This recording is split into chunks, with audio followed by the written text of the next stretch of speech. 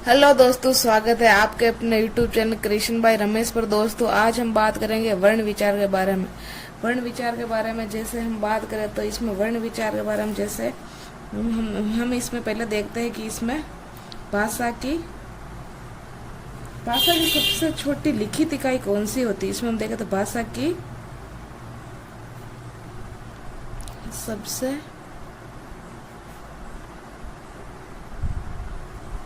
छोटी लिखित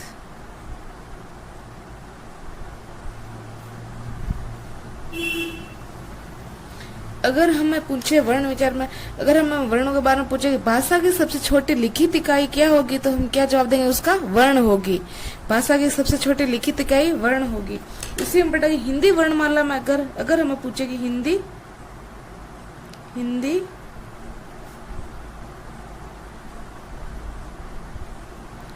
वर्णमाला में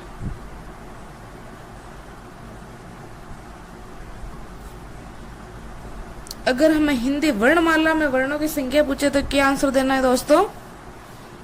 हिंदी वर्णमाला में वर्णों की संख्या 52 होती है। और हिंदी में वर्णों की संख्या पूछे तो हमें हिंदी में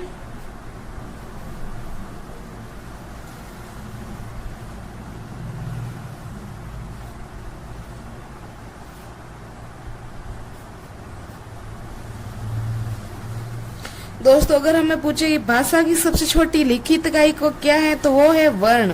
अगर हमें पूछे कि हिंदी वर्णमाला में वर्णों की संख्या कितनी होती है, तो हमें क्या जवाब देना है दोस्तों? 52 होती है। अगर हमें पूछे कि हिंदी में वर्णों की संख्या, यहाँ पे हिंदी वर्णमाला पूछे तो उसमें वर्णों की संख्या होती है 52। हिंदी में वर्णों की संख्या पूछे तो क्या आंसर देना है दोस्तों? 44 होती है। अब हम हिंदी वर्णों में स्वर की बात करते हैं, जैसे कि वर्णों में किसकी बात करते हैं? स्वर की बात करते हैं। जैसे स्वर किसे कहते हैं? जैसे वे ध्वनियां स्वर उसे कहते हैं वे ध्वनियां जिनका उच्चारण स्वतंत्र रूप से या निर्बाध गति से अर्थात बिना बाधा के हो, उसे हम स्वर कहते हैं। जिसमें किसी प्रकार की कोई बाधा नहीं हो, स्वतंत्र रूप से जिसका मतलब हम उच्चारण करते हैं, उसे हम स्वर कहते हैं। इसकी परिभाषा देखते हैं, जैसे कि वे ध्वनियां जिनका उच्चारण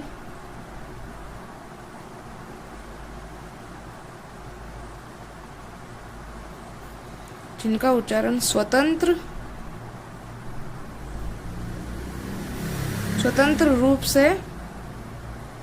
से या बिना किसी बाधा के हो।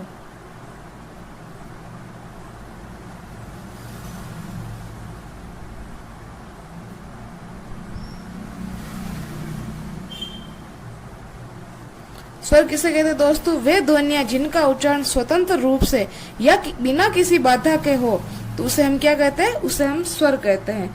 जैसे हम देखते हैं कि हम देखते हैं जैसे हिंदी में स्वरों की संख्या, हिंदी में स्वर कितने होते हैं दोस्तों? हिंदी में स्वर 11 होते हैं। और हिंदी में मात्राएं कितने होती हैं? हिंदी में मात्राएं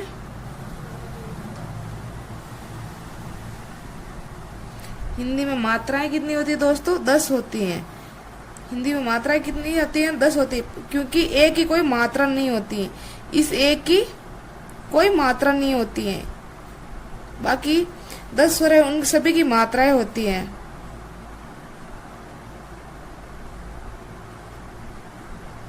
इस एक की मात्रा नहीं गिनी जाती है, इसीलिए हिंदी में मात्राओं की संख्या कितनी हो जाएगी दोस्तों?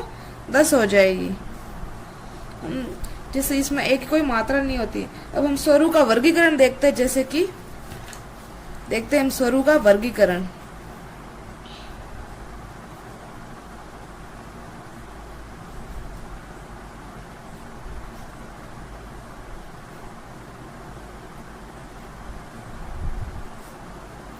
स्वरों के वर्गीकरण में हम पढ़ते हैं, इसमें स्वरों का वर्गीकरण कितने आधार पर किया गया है दोस्तों? इसमें स्वरों का वर्गीकरण स्वरू का वर्गीकरण 6 प्रकार से किया जाता है। स्वरू का वर्गीकरण कितने प्रकार से किया जाता है दोस्तों? 6 प्रकार से किया जाता है।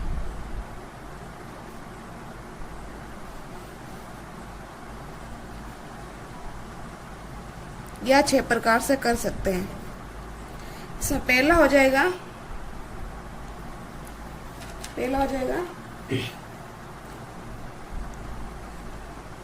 इतिहास, या कह दो स्रोत, या हो जाएगा इसे उद्गम, या फिर कह दो उत्पत्ति। सभी एक ही है। या उत्पत्ति के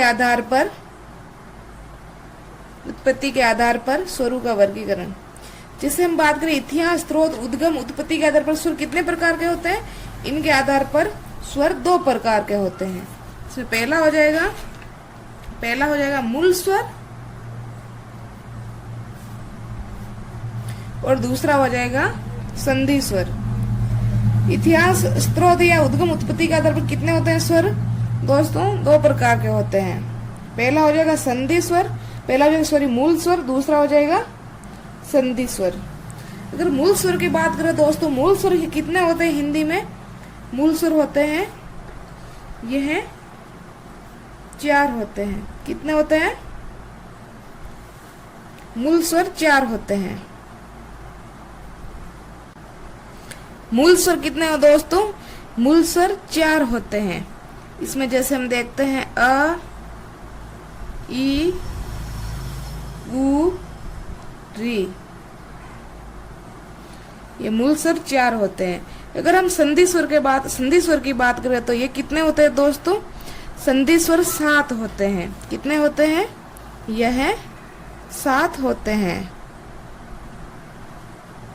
ये इसके 7 प्रकार होते हैं। इन 7 को संधि स्वर के ये 7 होते हैं संधि स्वर। इनको पुनः 2 भागों में बांटा गया है। संधि स्वर को पुनः 2 भागों में बांटा गया है। इनको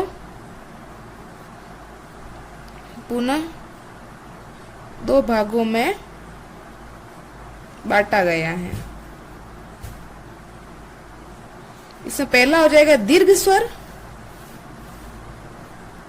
स्वर, और दूसरा हो जाएगा संयुक्त स्वर। संधि स्वर के मुख्य रूप से 7 भेद या इसके 7 प्रकार होते हैं। ये संधि स्वर 7 होते हैं और इनको पुनः 2 भागों में बांटा गया है। इन 7 संधि स्वर को पुनः 2 भागों में बांटा गया है। जो पहला हो जाएगा दीर्घ स्वर और दूसरा हो जाएगा संयुक्त स्वर। दीर्घ स्वर कितने होते हैं दोस्तों? दीर्घ स्वर 3 होते हैं। दीर्घ स्वर 3 होते हैं। जैसे इसमें हो जाएगा आ, ई और उ। आ, दीर्घ ई, दीर्घ उ, ये दीर्घ स्वर होते हैं 3। और संयुक्त स्वर कितने होते हैं? संयुक्त स्वर 4 होते हैं। संयुक्त स्वर कितने होते हैं दोस्तों? इसमें 4 होते हैं। इसमें हो जाएगा अ, ऐ, ओ और औ। ये चारों संयुक्त स्वर होते हैं। अगर हम पहले बात करें दीर्घ स्वर की, किसकी बात करें दोस्तों? संधि स्वर में पहले बात करें दीर्घ स्वर। दीर्घ स्वर उसे कहते हैं जो समान वर्णों से मिलकर या समान स्वरों या समान वर्णों से मिलकर बनते हैं, उन्हें हम दीर्घ स्वर कहते हैं। किसे कहते हैं? जो समान वर्णों से मिलकर बनते हैं, उन्हें हम दीर्घ स्वर कहते हैं। उन्हें क्या कहते हैं? उन्हें हम दीर्घ स्वर कहते हैं।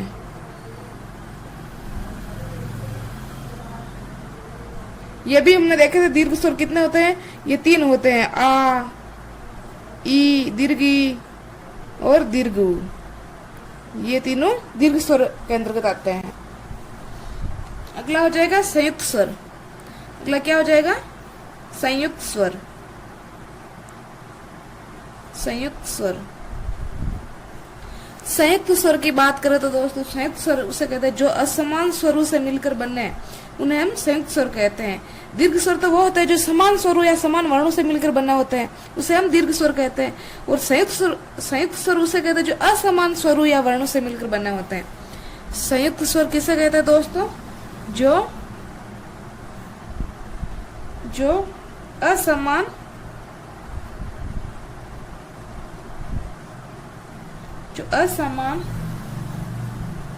स्वरों या कह दो वर्णों, स्वरों या वर्णों से मिलकर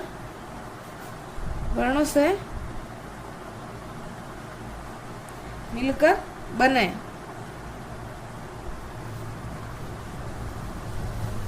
उसे क्या कहते हैं दोस्तों? संयुक्त स्वर कहते हैं।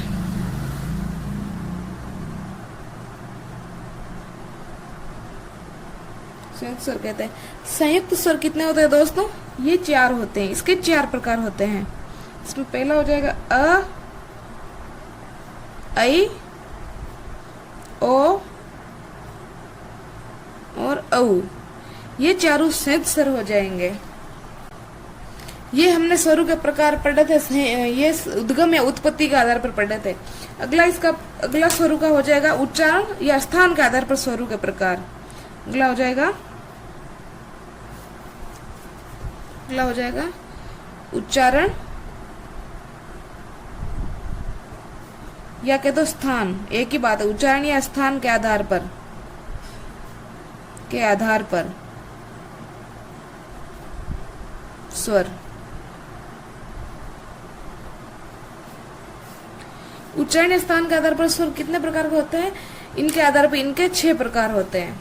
जैसे इसमें पहला हो जाएगा, इसके आधार पर इनके कितने प्रकार होते हैं? 6 प्रकार होते हैं। पहला हो जाएगा कंठ्य। पहला क्या हो जाएगा दोस्तों? कंठ्य। दूसरा हो जाएगा तालव्य। तीसरा हो जाएगा इसमें मूर्धन्य। और चौथा हो जाएगा औष्ठ्य। चौथा कौन सा हो जाएगा? औष्ठ्य। दोस्तों इसमें 5वां हो जाएगा कंठ तालव्य। 5वां कौन सा हो जाएगा? कंठ तालव्य। और छठा हो जाएगा कंठोष्ठ्य। छठा कौन सा हो जाएगा दोस्तों? कंठोष्ठ्य। इसमें अगर हम देख रहे कंठ्य कौन से होते हैं, कंठ्य कौन से वर्ण होते हैं, कौन से स्वर होते हैं, तो कंठ्य के अंतर्गत कौन सा आ जाएगा? ए तथा आ। ये दोनों कंठ्य स्वर होते हैं। और तालव्य के अंतर्गत कौन से आ जाएंगे? लघु ई व दीर्घ ई। ये दोनों कंठ्य के अंतर्गत आएंगे, सॉरी तालव्य के अंतर्गत आएंगे। और मूर्धन्य में कौन सा आ जाएंगे? मूर्धन्य में केवल री आ जाएगा। और औष्ठ्य में कौन से वर्ण आएंगे? लघु व दीर्घ उ। और कंठ तालव्य में कौन से आ जाएंगे दोस्तों? कंठ तालव्य में कौन से स्वर आएंगे? अ तथा ऐ। ये दोनों कंठ तालव्य में आ जाएंगे। कंठोष्ठ्य में कौन से आएंगे? ओ तथा औ। ये कंठोष्ठ्य में आ जाएंगे। तो ये हमारे हो गए स्वरों के वर्गीकरण में उच्चारण या स्थान के आधार पर स्वर। अगला हम इसका पढ़ेंगे। अगला हम बात करें तो तीसरा हो जाएगा कालमान या मात्रा के आधार पर स्वर। कालमान या मात्रा के आधार पर स्वर। इसके आधार पर स्वरूप कितने प्रकार होते हैं? 2 प्रकार होते हैं। जैसे हम देखते हैं, जैसे कि पहला हो जाएगा लघु स्वर।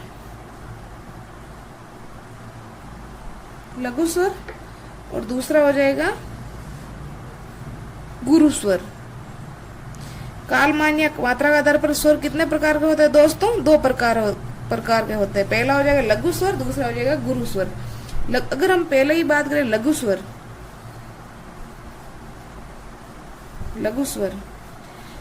उसे कहते हैं दोस्तों जिन स्वरों के उच्चारण में एक मात्रा का समय लगता है या एक मात्रा जितना समय लगता है उसे हम लघु स्वर कहते हैं। किसे कहते हैं? जिसमें समय कितना लगता है? केवल एक मात्रा जितना समय लगता है, उसे हम लघु स्वर कहते हैं। इसकी परिभाषा देखते हैं, जैसे कि जिन स्वरों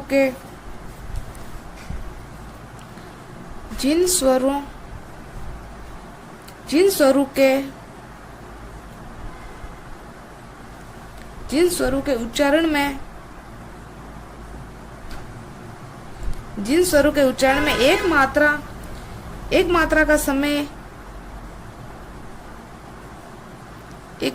समय लगता है उसे लघु स्वर कहते हैं।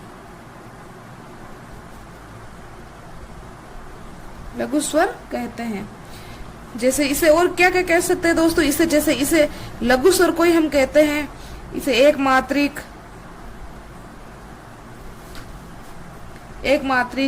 इसे अनुदात,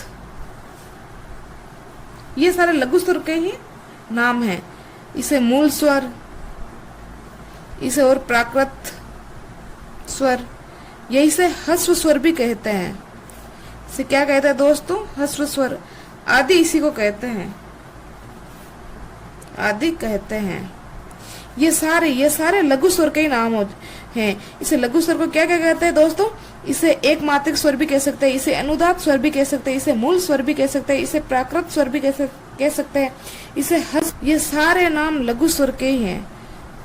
अगला हम पढ़ते हैं, जैसे कि इसका दूसरा हो जाएगा कालमान या मात्रा के आधार पर दूसरा भेद हो जाएगा गुरु स्वर। दूसरा कौन सा हो जाएगा, गुरु स्वर। गुरु स्वर उसे कहते हैं जिन, अभी हमने लघु स्वर पढ़ा था, लघु स्वर उसे कहते हैं जिन स्वरों के उच्चारण में एक मात्रा जितना समय लगता है उसे हम लघु स्वर कहते हैं। और गुरु स्वर ज्येष्ठ इसका उल्टा, जिन स्वरों के उच्चारण में एक मात्रा से या दो मात्रा का समय लगता है, या तो एक मात्रा से ज्यादा या दो मात्रा का समय लगता है, उसे हम गुरु स्वर कहते हैं। इसकी परिभाषा देखते हैं, जैसे कि जिन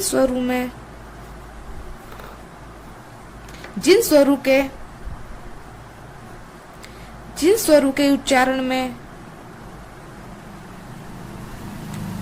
के उच्चारण में एक मात्रा से ज्यादा या एक मात्रा से अधिक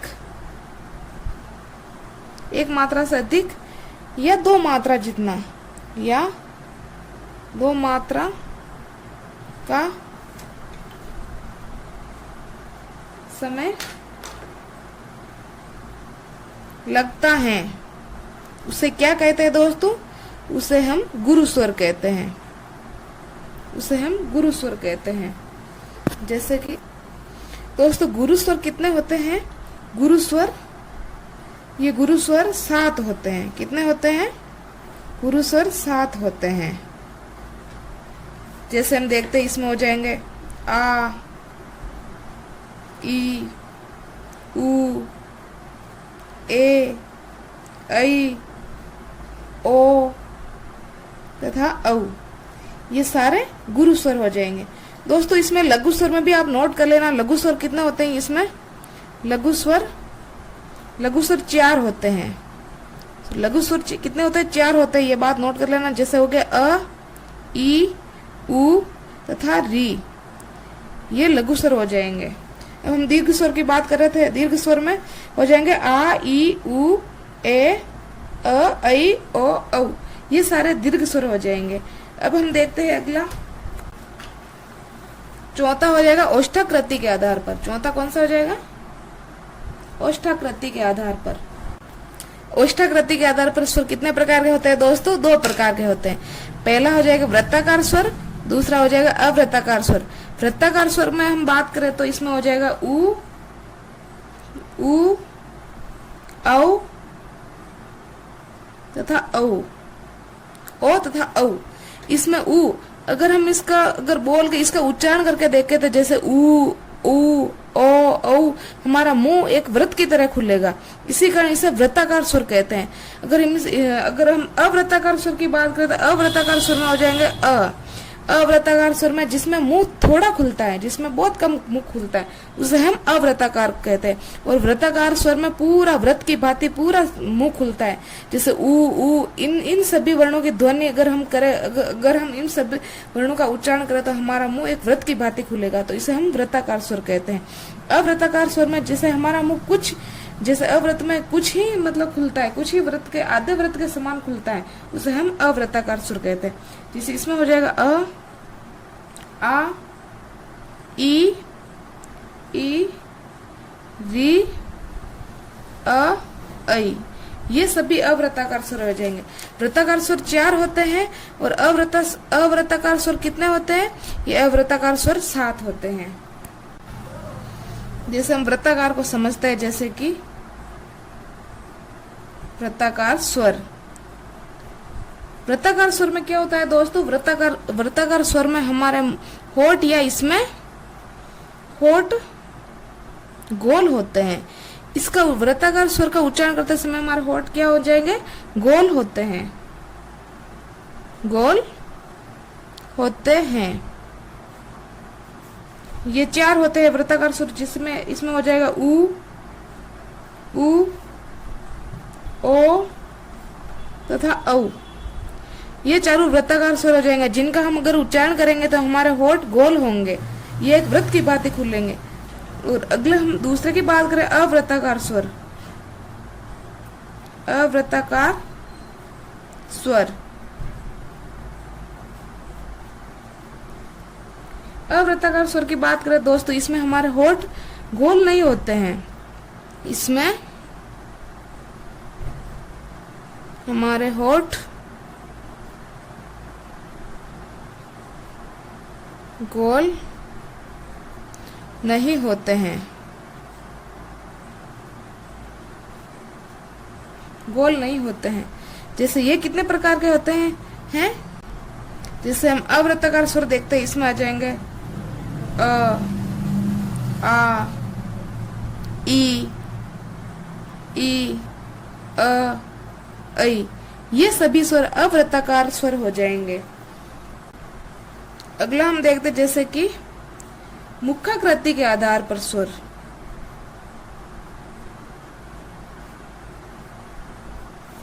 मुखाकृति के आधार पर स्वर।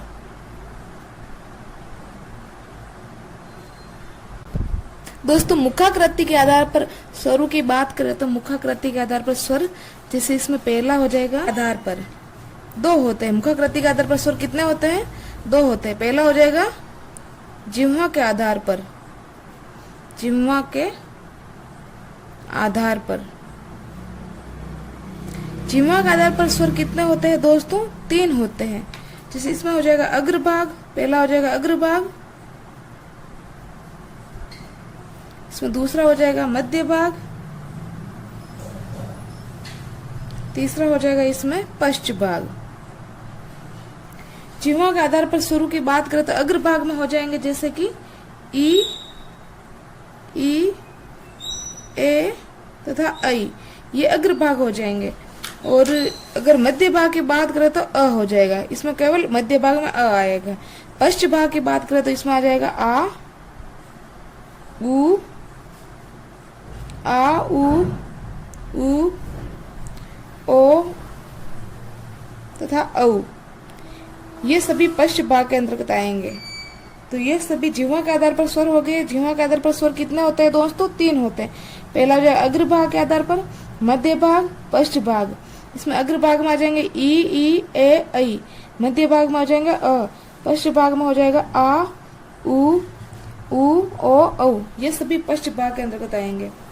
दूसरा हम देखते हैं इसमें कि मुख खुलने के आधार पर। दूसरा हो जाएगा इसमें मुख खुलने के आधार पर, मुख खुलने के आधार पर। मुख खुलने के आधार पर स्वरों के कितने भेद होते हैं दोस्तों? 4 होते हैं। इसमें दोस्तों संवृत स्वर वो हो जाएगा जिसमें मुंह बिल्कुल कम खुला होता है। कितना खुला होता है? बिल्कुल कम खुला होता है। इसका उच्चारण करना, जैसे हमें इसका उच्चारण करके देखते हैं, जैसे कि ई, उ। अगर हम इन शब्दों का उच्चारण करें तो दोस्तों हमारा मुंह बिल्कुल कम खुला रहेगा। तो ये संवृत स्वर हो जाएंगे। अर्ध संवृत में संवृत से थोड़ा ज्यादा मुंह खुला रहेगा। जैसे अ, ओ, ये अर्ध संवृत हो जाएंगे। संवृत से थोड़ा ज्यादा मुंह खुलने पर अर्ध संवृत हो जाएंगे। ये जैसे अर्ध संवृत, ये दो स्वर होते हैं इसमें, अ, ओ, ये दोनों अर्ध संवृत के अंतर्गत आ जाएंगे। और विवृत स्वर उसे कहते हैं दोस्तों जिसमें हमारा मुंह पूरा खुला हुआ हो। जिसमें मुंह कैसा खुला हुआ? पूरा खुला हुआ हो, उसे हम विवृत स्वर कहते हैं। अर्ध विवृत मतलब विवृत से थोड़ा कम, विवृत से थोड़ा कम मुंह खुला हुआ हो उसे हम अर्ध विवृत कहते हैं। अर्ध विवृत के अंतर्गत जैसे आ जाएंगे अ, ऐ, औ, ये तीनों अर्ध विवृत में आ जाएंगे। विवृत में पूरा मुंह खुला हुआ, अर्ध विवृत में विवृत से थोड़ा कम खुला हुआ। स्वर के वर्गीकरण में अगला हो जाएगा, इसमें छठा हो जाएगा जाति के आधार पर। जाति के आधार पर, जाति के आधार पर स्वर। दोस्तों हम जाति के आधार पर स्वरों की बात करें तो इसके कितने प्रकार होते हैं? 2 प्रकार होते हैं। पहला हो जाएगा सजातीय स्वर, पहला हो जाएगा सजातीय स्वर। दूसरा हो जाएगा विजातीय स्वर, विजातीय स्वर। दोस्तों सजातीय स्वर के अंतर्गत वो आ जाएंगे जैसे आ, ई, उ, ये सभी सजातीय स्वर होंगे। और विजातीय के अंतर्गत क्या कौन सा आ जाएंगे? अ, ऐ, ओ, औ। दोस्तों सजातीय स्वर उसे कहते हैं जिसमें समान जातीय स्वर का बोध हो, और विजातीय स्वर उसे कहते हैं जिसमें असमान स्वर हो। सजातीय उसे कहते हैं जिसमें समान स्वर हो तथा विजातीय जिसमें असमान स्वर हो। जैसे इनका उच्चारण करने पर समान स्वरों की ध्वनि आ रही, जैसे आ, ई, ये दोनों समान हो गए, उ, ये दोनों समान हो गए। इनमें उच्चारण में भी समानता आ रही है। और विजातीय स्वर इसमें किसी प्रकार की कोई समानता नहीं है, ये 2 शब्दों से मिलकर बने हुए हैं। ये अकेले ये अपने आप में स्वतंत्र रूप से हैं, सजातीय स्वर आ गए इसी कारण। और विजातीय स्वर ये अलग अलग रूप से बने हुए हैं, यानी असमान स्वरों से बने हुए हैं। जिसमें अगर हम बात करें कि ये असमान स्वरों से बना हुआ है, तो हम अगर बात करें कि ये अ बना है अ प्लस ई से मिलकर ये अ बना है। और अगर हम बात करें कि ये ऐ बना है, ये बना है अ प्लस ये लघु ई से मिलकर बना है, ये दीर्घ ई से मिलकर बना है। तो अ प्लस ई से मिलकर क्या बना है? ऐ बना है। ये असमान स्वरों से बना है, तो इसमें क्या हो जाएगा? ये अ प्लस ई, ये भी क्योंकि इनमें कोई समानता नहीं है, ये अलग स्वर है अपना आप में और ये अलग स्वर है, तो ये असमान स्वरों से बनने होने के कारण इन्हें विजातीय स्वर कहते हैं। अगर ओ की बात करें तो हमें इसमें ओ किससे मिलकर बना है दोस्तों? अ प्लस लघु ऊ से मिलकर बना है। और औ किससे मिलकर बना है? औ बना है अ प्लस दीर्घ ऊ से मिलकर औ बना है। तो ये सभी जैसे अ देख लेते, इन अ और ई इनमें किसी प्रकार की कोई समानता नहीं है। अ प्लस दीर्घ ई इसमें भी किसी प्रकार की कोई समानता नहीं है। अ प्लस लघु ऊ इसमें भी किसी प्रकार की कोई समानता नहीं है। अ प्लस दीर्घ ऊ इसमें भी किसी प्रकार की कोई समानता नहीं है। ये असमान स्वर इसमें प्रयुक्त हो रहे हैं, इसीलिए इन्हें विजातीय स्वर कहते हैं।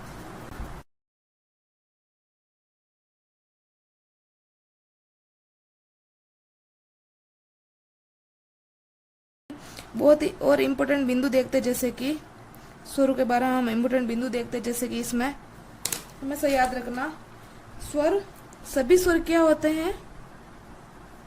सभी स्वर हमेशा अल्प प्राण होते हैं। सभी स्वर क्या होते हैं दोस्तों? हमेशा याद रखना, सभी स्वर अल्प प्राण होते हैं, अल्प प्राण होते हैं। और सभी स्वर और क्या होते हैं? सभी स्वर घोष होते हैं, सभी स्वर घोष होते हैं, घोष होते हैं। और सभी स्वर क्या होते हैं? सभी स्वर अनुनासिक भी होते हैं, सभी स्वर अनुनासिक होते हैं, अनुनासिक होते हैं। और सभी स्वर निरनुनासिक भी होते हैं, सभी